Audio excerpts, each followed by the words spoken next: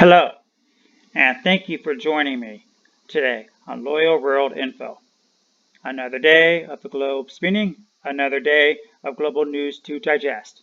I offer a sane, rational voice in an insane, rational time. I will be your host, and let's get into today's topics. Today is April 11th, and let's move on with the topics of the day. First, South Korea's first feminist party help stranded tourists to return home. Virtual travel offers escape. Duty-free giant withdrawals from airports. E-hailing drivers at a loss. Foreign workers to be housed in floating accommodation. Strap tracking wristbands used to track you.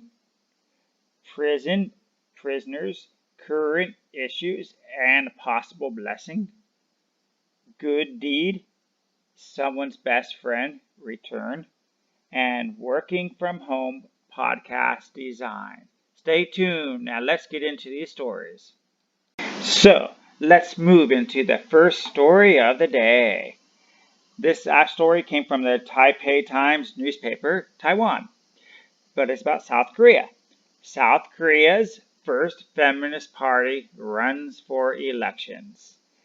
Glass ceiling?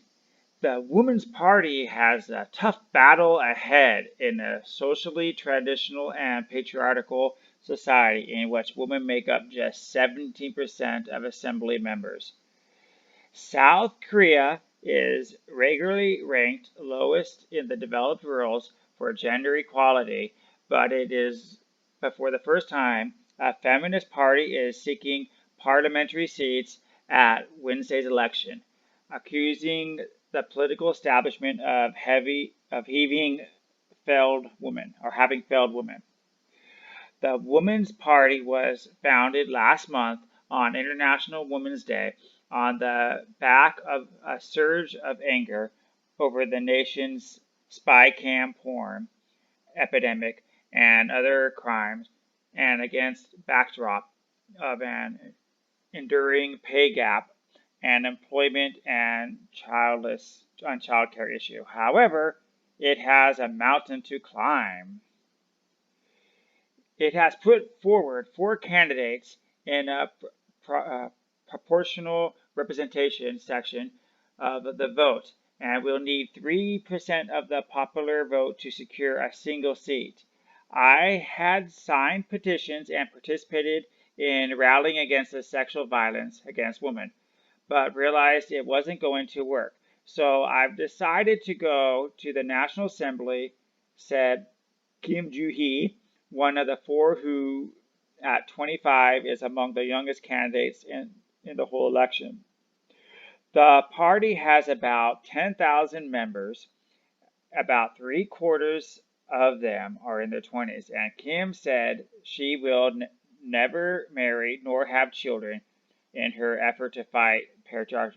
However, the party is unlikely to attract any male voters, and the threshold means it needs to secure the backing of 6% of all women. It is an ambitious goal when South Korea's 2 major parties, the ruling left-leaning Democratic Party of Korea and the conservative main opposition United Future Party, and their stellar titles, dominate the political system. And a single issue parties having long struggled. For many women, it's hard to support a party only because it deals with women's issues, said Kun Soo-han, president of Korea Women's Political Solidarity Organization. Chun Ha-jae, a 33-year-old mother who works in Seoul, said she would vote for a party that offered solid pledges on children's education and tackling of the nation's sky-high housing prices. I have too many other responsibilities in my life solely to focus on gender issues, she said. Of course, I'm angry about the cyber-sexual violence, but I'm skeptical giving a single seat to a feminist party that can actually lead to a significant difference, she said. Despite the economic and technological advances, South Korea remains socially traditional and patriarchal and has one of the world's thickest glass ceilings for women. Okay, so I want to stop there and I want to give you my comments on this article and why I thought it was newsworthy and what I want to share about it. Hold on and look forward to my comments. So here are my thoughts on South Korea's first feminist party. A little history about South Korean culture. Korean women are the lowest population in the world to have children. So anything this story says to better children's lives is a sham because they don't even have any. In 2018, Korea passed a law that pretty much allowed couples to split assets 50-50, kind of like America. Until this time, a man's money was his. In 2019, divorce rates skipped over 10% higher because women knowing they could get free prizes for breaking up the family. So yes, it kept women and families together until this happened because men were basically working all day. Okay, then let's move on. President Lee in 2010 mandated all public schools to teach English to promote better education for all children. At this time, poor mothers were complaining that my child won't get ahead because of rich people that are paying for private education. President Lee signed into law every school, elementary to high school, would get these English teachers to appease these mothers. They said they'd have kids. They still had no kids, and they got free education. So again, what the feminists say is bull. Moving on. Okay, we already know it's fake marketing when talking about equal pay gaps on jobs and such. They want entitlements and supremacy. Everybody wants power and to rule over others. That's just normal human nature. These same women do not have to register for the National Army, unlike every Korean man. They get ahead in the university studies while men serve. If they want equality, enlist or volunteer during that time. Yes, every Korean man, it doesn't matter who you are, has to do 18 to 24 months in the Army, between 18 and 30. It's mandatory. These women do not. So they just go right into university and then right into jobs. So if anything, they're earning money earlier than the men in the Army. Lastly, if we take a track record of most women-run countries, they have actually devalued them in safety, culture, and wages. Look at Germany and Merkel. That's not going well. I think it was Malaysia. It's a prime minister there. She's doing extreme laws to lock people down for the social distancing and stuff. So keep that in mind, that gender does not necessarily equal better results. And now my thoughts, why I thought this article was appealing. I do commend them for doing this and making a party. Taking action is better than doing nothing and better than just shouting or sitting idle. They recognize they may not get or they have no men voters, so they should show them they need to find ways to work with others besides themselves. I like this article as I read newspapers or watch videos of men angry over marriage laws, the way children in divorce are treated, and how they can't defend themselves and can Me Too accusations and such. There was an article in the Australian newspaper just this week that a judge says that a man can never question a woman's hearsay in court because he went to the Supreme Court and they said, nope, what you say doesn't matter. We take her rule over yours. Okay, so at the same time, these men cry saying they can't do anything, but not walk away and be not involved in anything. By doing nothing, they accept the way things are and contribute nothing to society. If something bothers you, become proactive in whatever it is. Make a difference. So with that in mind, those are my thoughts. But what are your thoughts on everything I shared? Please leave your comments below. Moving on to our second topic of the day. This is more of a public service announcement to people that are outside their home nation and try to take action to get home. So this is from a Vietnam newspaper. A list compiled to help stranded tourists return home. Hanoi, a list of all foreign tourists stranded in Vietnam is being collected, so the authorities can help organize their transport home.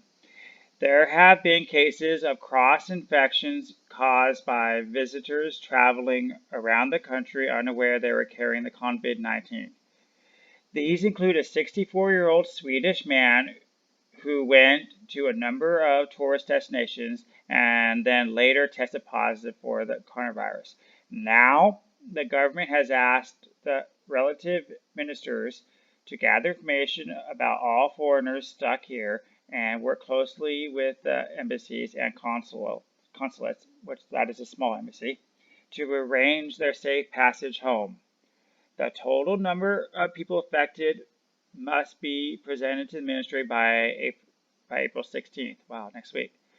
Information concerning foreigners here visa-free or a tourist visa that has expired or is about to expire during social distancing periods has also been released. If they do not have a guarantee and are unable to leave the country due to being quarantined, their flights have been canceled, or being advised they could ask their embassies or consulate generals to guarantee the extension of a temporary residency, maximum of 30 days, to wait for an exit and then apply the file for the immigration department. The deadline is April 30th. People who enter the working visa for our visiting relatives or other purposes, the embassies or consulate generals are required to instruct their citizens to contact guaranteed agencies, organizations, and individuals in accordance with the law. Okay, so for cases of overdue temporary stay of less than 10 days due to unavoidable reasons, with papers and documentations proving it, usual fines may be waived. So that's a little update for you.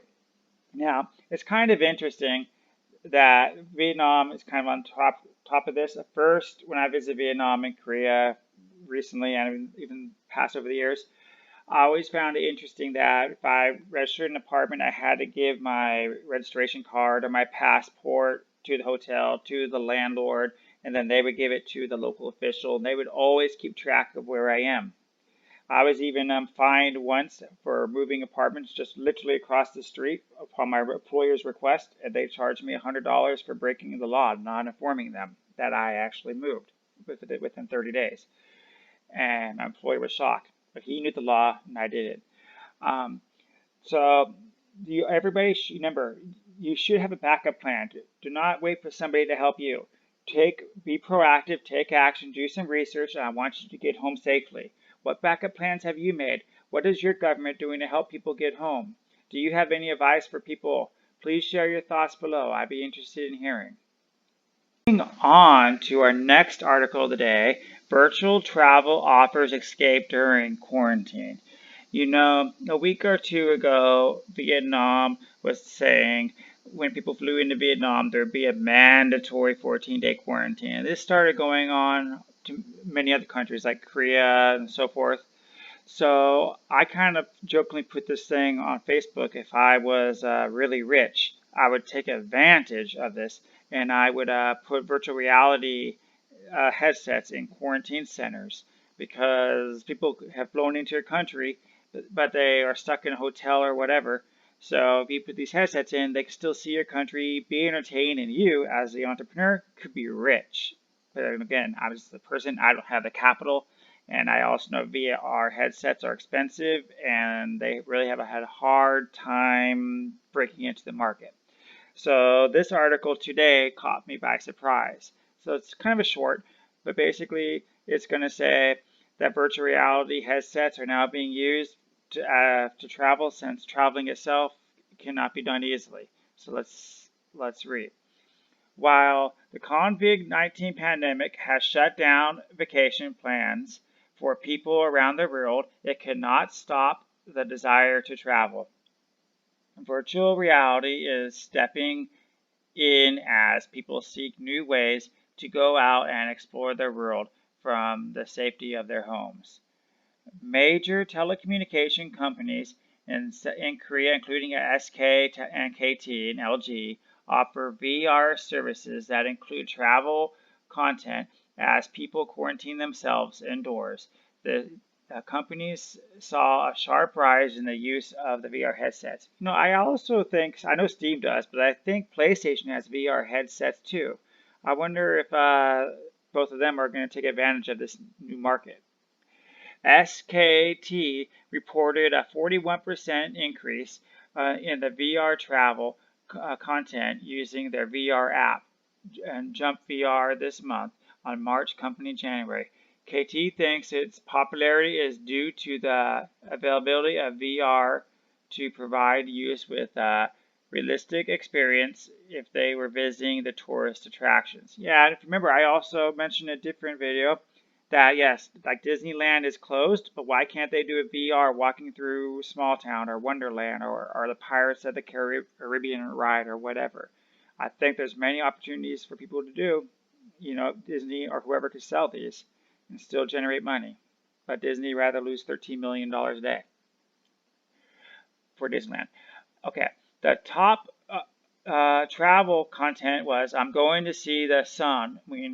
Where the Tottenham Stadium, Conglomerate, the Berlin come after a meal, full like food travel. So okay, food traveling 2019. All right. So media services that can be experienced firsthand like VR is a very real immersively becoming a good alternative to those stuck at home due to the virus. So companies providing VR travel said VR development is making progress in gaming industry, but they hope that VR travel can gain attention during the pandemic. Okay, other ways of enjoying VR travel and flourishing. Jeju tour app. It presents the 200 places in Jeju Island in VR. Wow, that actually might be really nice to see. By providing food places and by famous tourist sites, the apps previously was used by people planning trips to Jeju, but now it offers continuous spread. All right, so I'm going to stop it there. But what do you have a VR headset? What do you use it for? Would you buy a VR headset and try traveling the world, or do you think this would be a good idea for the people stuck in quarantine or for places like Disneyland? Let me know in your comments below. I'd be interested in hearing. Okay, on with the next article of the day. This one is from Korea, but it talks about duty-free retail shops. And I wanted to read about it first, and then I want to share my thoughts, why I thought it was relevant, and get your input. Duty-free giants withdraw from Incheon airports for the first time. Major duty-free operators withdraw contracts as Incheon Airport complain of high rental fees amid the outbreak. Duty-free operators, including local number 11 Latte Duty, which is like Latte Mart, and the runner-up Shillet Duty Free, have given up their bidder positions for the operation licenses at Incheon Airport amid the ongoing tug-of-war between the companies and the airport over rental fees. It is the first time for the conglomerates to withdraw from signing operation contracts due to rental prices, according to the industry's sources said on Friday. Incheon International Airport announced that they preferred bidders to operate 8 airside duty-free spaces at the Terminal 1 through 9 on March 9th. 5 slots for large businesses, and there are some small and modern-sized companies. 2 slots failed to attract any bidders, as companies viewed the cost for the licenses as burdensome. Burdensome means a problem. The duty-free operators selected for the preferential rights had until Wednesday to sign the contracts, but Lotte and Sheha which were chosen as preferred bidders for the DF3 and DF4 sections, respectively, to run liquor and tobacco have withdrawn their bids, citing that the bid for the price for the first year was insanely set too high. The Grand Duty Free, which had been the preferred bidder for the FDA section, had also not signed the contract on Wednesday. With the COVID-19 pandemic dealing a critical blow to the industry, companies have requested to renegotiate the bidding prices, but the airport has rejected, citing the fairness of the auction. All right, I'm going to stop there now and give my thoughts, why I thought this was important. Okay, here are my thoughts on the duty-free giants' withdrawal from airports. First, a fact. The airport human traffic went down millions a day to 7K last week. So far, way fewer customers. To me, malls have been dead for years. A little foot traffic and online businesses to cater for those who stay home. So yeah, the online businesses have emerged so people don't have to get in their cars, go find parking, go walk around, pack their bags up. Everything is done online. So that's how I think the old malls died out for that particular reason. Now, the airport malls have always baffled me, but I guess they were a place to get some products that you couldn't get from in your home country.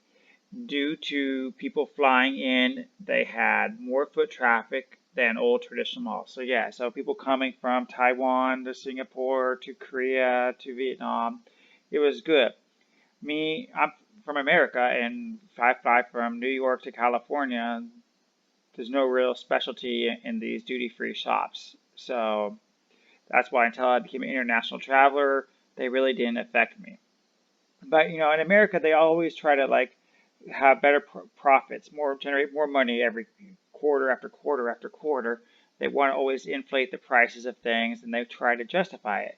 So this is my question for you. Do you think that people overvalue the price of land in retail and in homes? In retail especially, the less people that walk by it, the less potential money it may generate. Your thoughts? Leave them below. I'd love to know. Or I'd love to know about a funny retail shopping experience you had at a latte or duty-free store. Thank you. Moving on to our next story of the day. And this one takes place in Malaysia. Malaysia taxi e-hailing drivers at a loss. And let's get in the article, then I want to give my thoughts on this type of service.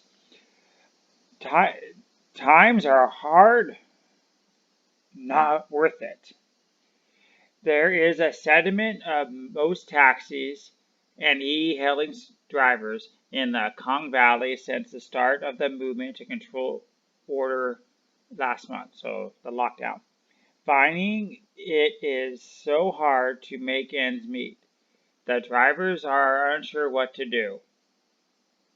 Some are staying at home and spending sparingly, while others keep waiting for passengers at designated stops each day, hoping for Lady Luck to shine on them. Star Metro speaks to some of the hard-hit drivers to see how they are coping. Temporary quitting. E-hailing driver Ramsey Venturo, 73, has not been working since MCO took effect on March 18th. It has been over 2 weeks since she was able to make any extra money to buy groceries and provide her husband with RM 500 or 165 pocket money. She was earning around $2,000 a month as an e-hailing driver. RM is the Malaysian rupiah. These days, meals at home have been downgraded to just one vegetable, one curry, and one panamon. I am not exaggerating. but merely being honest. I do not get a monthly pension, but that I do get a monthly pension, but that goes towards paying the utility bills and other expenses, said the retired Inland Revenue Board officer. Ramsey was forced to take on another job a few years ago after she lost a huge chunk of her savings and that of her 82-year-old husband to a gold investment company. Well, that was her bad choice, though, right? The driving job was a way for me to pay my husband back each month and pay for petrol, she said. Also staying at home for the plain reason of not wanting to be infected with the COVID-19. A 55-year-old taxi driver, V. Jumbly says. The Kong Sedimental Taxi and Hiring Cab Drivers Welfare Association president said people have begun to avoid getting into taxis from the third day of the MCO. Awareness of the COVID-19 heightened the third day, and people knew the need for social distancing. Our regular passengers politely told us that it would be better to walk or cycle to get groceries. Many did not mind walking a distance to get their basic necessities. I could not even earn 10 rupees, wow, after the MCO was declared. I used to earn 80 to 100 a day. Now I would wait for 8 hours and there would be no passengers, he said, adding that it was wiser to stay home despite the bills. This is why if you have those 8 hours, invest in a new skill. The father of four, who has been a taxi driver for 35 years, added that his association membership also felt it was not worth it as their daily income had dropped and at the same time it was a health risk to stay outside. We'll talk about the emblem thing in the comments. The Jambreen's two working children are lending him a hand now. I pray for a cure to the disease quickly as it's wrecking our livelihood, he said. Jay German, a 53-year-old who used to earn 100 RM a day, stopped driving a taxi when his income dropped to only 32. He hopes applications to the government economic stimulus package will be simple and a simple process, and that the money will be channeled to them fast. Our taxi drivers are grateful for the government for this financial aid in this trying time. Yes, Malaysia did give a package to help people out. It's not that big, but it's a small one. Okay, so I'm going to stop here, but I'm going to give my comments on this article. Stay tuned. Okay, so these are my thoughts on the e-hailing drivers at a loss. And this does not just affect Malaysia, but kind of like all over the world. Own and unsafe. What? Okay, moving on to our next article of the day. Foreigners to be housed in floating accommodation barges for next week. By the way, a barge is like a houseboat, okay? These are kind of common in Vietnam, and Laos had some. So places where there's a lot of open water. I hear EU and Europe has them. I remember, like, what was that show? The Highlander, the guy Duncan MacLeod, he lived on the barge. Anyway, so let's get in with this article and then our thoughts afterwards. Singapore's healthy foreign workers will be temporarily housed in 2 floating accommodation facilities from next week in a bid to contain the virus spread. The Maritime Port Authority Singapore and said on Saturday that it is working with the terminal operator in Singapore, Capri Offshore Maritime, that's going to limit and manage 2 facilities. National Development Ministers Chris, said the multi-military task force is tackling the outbreak. He had said on Thursday that healthy foreign workers will be moved from dormitories to other sites, such as floating hotels, to prevent them from being infected by workers with the bug. Workers have already started moving into army camps and the Singapore Expo. Well, that's like a baseball stadium, but it's actually quite nice. All foreign workers will have to go through the necessary health checks, including swab tests before boarding the floating accommodations. They will also have to follow strict public health measures such as minimizing interaction with other occupants, they said. Essential needs such as meal delivery will be taken care of, and medical facility managed by a nurse and doctors from the Fullerton Healthcare will be set up on land nearby. Isolated facilities will also be established and other provided if they are needed. Foreign worker dormitories have been a growing concern amid the outbreak, with about 200,000 workers living in 43 dorms. Wow, so that's almost like a Foxconn factory there. 5 dormitories have been gutted as isolation areas with the bug virus cases at such sites continuing to rise rapidly. Wow. Okay, so I want to stay tuned with me because I want to give my thoughts on this, okay? So here are my thoughts on the foreign workers to be housed in a floating accommodation. First off, how would you feel about living on a water boat? Would you feel a little stranded, confined? I am pretty sure that basic things like Wi-Fi would not be there, and you couldn't just say, okay, I'm going to go take a walk in the backyard or along the beach because you're surrounded by water. So it sounds a little scary to me. So it almost sounds like they are trying to deport the people, because after all, these are foreigners, and putting them into the middle of an ocean. Hence, not on the mainland. The housing is not on the mainland. So remember, the medical staff is on mainland, same as the food. So what happens if there's a major water accident, like, tsunami, hurricane, I don't know. So anyway, let me know your thoughts below on this article, if you approve or disapprove and why. Moving on to probably the most disturbing article I found today. The coronavirus, South Korea to strap tracking wristbands on those who violate quarantine orders. All right, let's read the article first, then I'll give you my comments.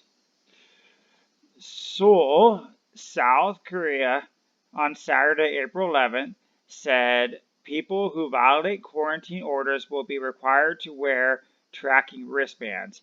This comes after a large number of people were found to have the self-quarantine rule. They broke the rules. Okay, so the plan will take off within the next 2 weeks, said the Prime Minister. After deep consideration, the government has decided to put electronic wristbands on people who violate self-isolation rules, such as going outside without notice and not answering phone calls, the news agency said. So they're going to be like puppies. Cool. However, there are no laws in the country to compel those under quarantine to wear the wristbands. As such, the health authorities will have to ask violators permission before they can actually get them to wear the device. The Korea Center for Disease Control and Prevention said experts active cooperation for those under quarantine. As of Thursday, over 54,000 people were under self-quarantine, with more than 160 people caught for leaving the confines of their home. If people under self-isolation break quarantine rules, such as going outside without notice and not responding to the health check calls, they will face legal actions and will be asked to wear the wristband. for the rest of the quarantine period. The wristband will connect to the government's mobile app to monitor the movement of the person under quarantine. A notification will be sent to the authorities if the device is damaged. A recent survey of 1,000 adults nationwide by the Ministry of Consult showed that 80% of the people supported the ideas of using electronic wristbands to keep those under self-quarantine. All right, and this, by the way, this did not come from Korea. This came from a Singapore website called the Star Times. So anyway, let me give you my comments on this. Stay tuned.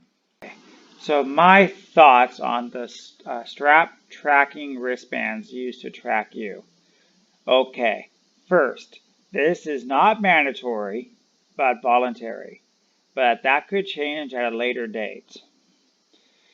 Could this type of wristband be expanded on for other uses, like to track criminals outside of jail, co-workers in a company, or elderly in a home? Or how about children while we're at it? Is it a way to violate freedom of movement? How would you feel if somebody knew where you were every moment of the day? Hey, that might decrease adultery. We saw some countries using thermal heat monitors to keep people apart, with social distancing, and phone apps to track their movement. But you can always leave a phone at home, and you can always be in your freezer. But what if this becomes something a country does to all citizens, including children? How would you feel in this type of situation? Maybe North Korea or China or somebody does something this extreme and it just becomes part of daily life. Instead of the wristband, maybe they'll put a little microchip in your head in 5 or 10 years. Let me know. I really would be interested on what you think about this approach. On with the next article of the day. This one comes from the Bangkok Post, so Thailand. TIG suggests non-custodial measures in response to the bug. And I'm going to read a small portion of this article. As many places in the world, America, Europe, and Asia, have been releasing prisoners, and maybe justified or maybe not, but I want to bring up something at the end which I think might be a benefit to all this. Okay, so let's read this. The coronavirus outbreak has upended our lives in unimaginable ways, and prison inmates are no exception to the struggles. In light of the novel coronavirus, or COVID-19 pandemic, people globally are facing a multitude of challenges and problems. While the lethal virus is claiming lives in Thailand and around the world, guidelines on people staying at homes and businesses staying closed are solemnly enforced. Moreover, the importance of social distancing is stressed and practiced to contain the spread of the virus. However, not everyone in a prison is in a position to do that, especially those in prison. Needless to say, prisoners are places where hygiene and medical facilities tend to be limited even under normal circumstances. Not many realized how deep the issue had penetrated until the bug virus broke out. Prisons around the world are already rife with impotence resulting from the consequences of overcrowding. Now the issue had become a matter of great interest in Thailand's own overcrowded prison system, just as it is on the global stage. Thailand had 143 prisons across the country with 377,000 inmates, compared to the capacity for only 123,000. As such, many inmates live in the crowded areas directly exposed to the spread of communicable diseases inside the prison walls. The question is thereby posed in the wake of the global pandemic whether the imprisonment is truly necessary for all offenses. Lately, prisoners in England, Spain, Iran, and France have been infected with the virus and died. The concern is transmitted in prison has happened. Okay, but so this also happened in the United States. So I actually want to give my thoughts on this and hear your thoughts on this, but let me give my thoughts in a second. My thoughts on prisoners, and the current issue, and the possible blessing. If you let them out, where will they go? Yes, I know some have families or whatnot that they can go to, but maybe they're across the country or too far away, or maybe their family doesn't want them back because quite possibly it was a girlfriend or a wife or a child or somebody that they hurt. So that's one question I have. On top of that, most have no home to return to, and most have no job to produce income when they get out. So where will they go? How will they produce money? If you let them out and they're just sleeping under a bridge or at a park, are they not carrying or potentially carrying this disease to everybody that walks around them? So why is it better to have them outside than inside the jail in that case?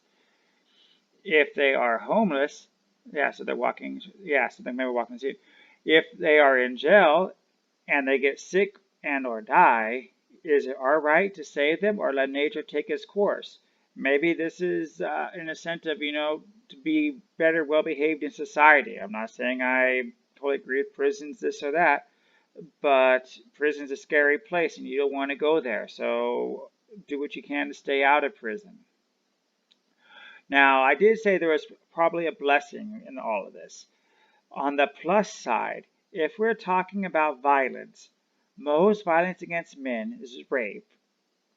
This is and such happen in prison. So like man on man, or like hepatitis C and all that other kind of stuff. So this should go down if either A, they release people, this will go down, or B, the fact that they can so easily get a communicable disease just by touching the other person. So I think in a way this is a huge blessing and it should actually make many of the prisoners feel a lot safer. Anyway, what are your thoughts on this? Because this type of article has gone up all over the world. So let me know. Moving on to a little happier topic of the day. Kuto is his name. Sabalhan dog companion already has an owner. Alright, this is again a happy article. So it will be a short-lived happiness for Alexin Motoska as the stray dog that accompanied him during his 3-day walk from here to his hometown, Kuta, has been claimed by its owner. The owner, who goes by the name of Ajon in Facebook, posted on her page that she thinks the dog could be hers, as she had lost her similar mutt named Kuta on March 26. Ajon said she immediately got in touch with Magjukok through social media after coming across news of the letter who chose to walk over 70 kilometers home so as to not pose any health risk to anyone amid the virus with the dog. So this guy actually walked home 70 kilometers. It took him 3 days just so he didn't get anybody sick. I don't know if he was sick or not. It doesn't say.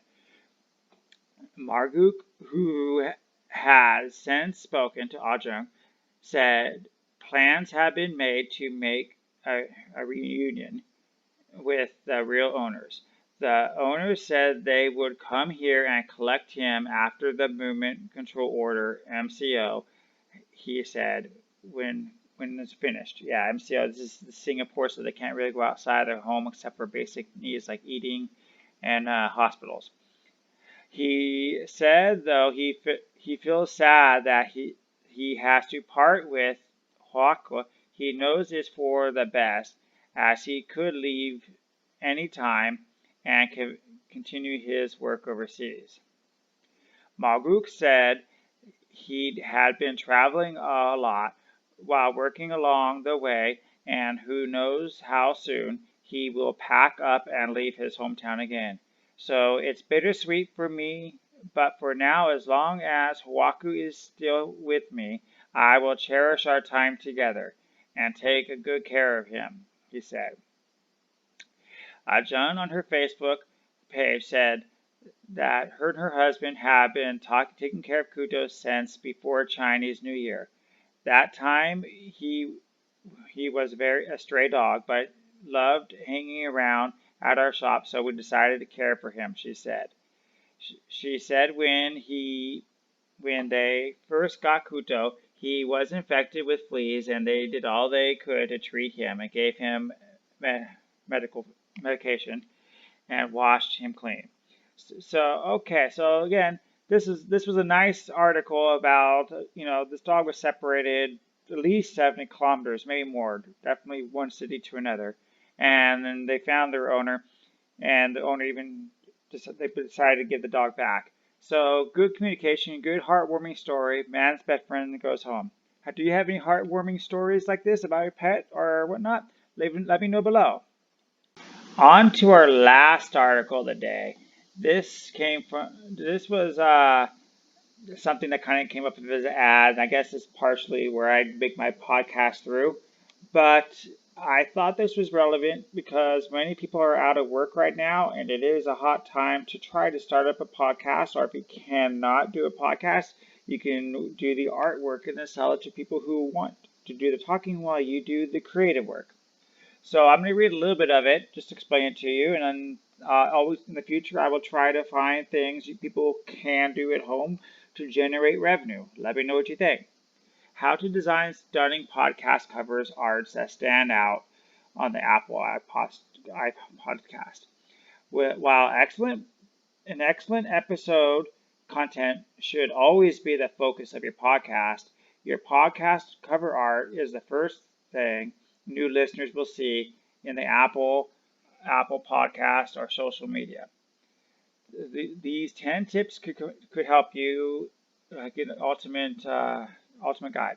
Make sure it works on Apple Podcasts. Apple itself has the majority of the listeners. Yes, there's Stitcher and other things, but Apple's king in podcasts. Podcast artists should visually communicate their subject. So you know what, if you're talking about yourself, kind of make a picture of yourself. Like Dave Ramsey is a good example of this. If you want to talk about morning coffee chat, make a picture of yourself drinking coffee. If you want to talk about news, like international news, like in my case, try to use a globe or something. Okay. Number 3, design a variety of sizes. Yes, because sometimes you can use the art for not just podcasts, but you also can use it for YouTube. This thing recommends 3000 by 3000 pixel and 72 dpi pixel. So make sure you are designing things for different sizes. Some for phones, some for computers, some for YouTube, some for podcasts. Moving on. Don't use too many words. Yes, you're not trying to sell a word. You're trying to sell an image of yourself or an image of your topic. All right. Pay attention when selecting fonts. Yes, sometimes a really fancy font might be eye catcher, but other fancy fonts can be very hard to read, particularly when they're smaller and bunched together. Avoid gimmicky fonts. We kind of just talked about that. Avoid microphones, headsets, and other overused images. So they're basically saying people use lots of mics and headphones and whatnot. Try to use something about your topic. And be consistent. Okay, so your artwork, make sure it's relevant to you or your topic. And then repurpose your cover art. When you finalize your podcast cover art, make sure you can repurpose it to other locations. Again, you can use your new artwork on SoundCloud, again, and business cards and world press sites, okay? So, and our last one, make it future proof. So basically, this probably will say copyrighted, okay? The minimum podcast artwork size is 300 by 300. Over the years, the standard has gone up to 14 by 1400. The standard may increase again, so make sure it can go up to 3000 by 3000. Okay, so those of you that are unemployed, pick it up. This is something you can do. Well, that will conclude Loyal World News. Thank you for spending your time with me today. Feel free to like, subscribe, or drop a comment below. If you're on the go, listen to my podcast with the link provided in the description. I will see you tomorrow to share more world news.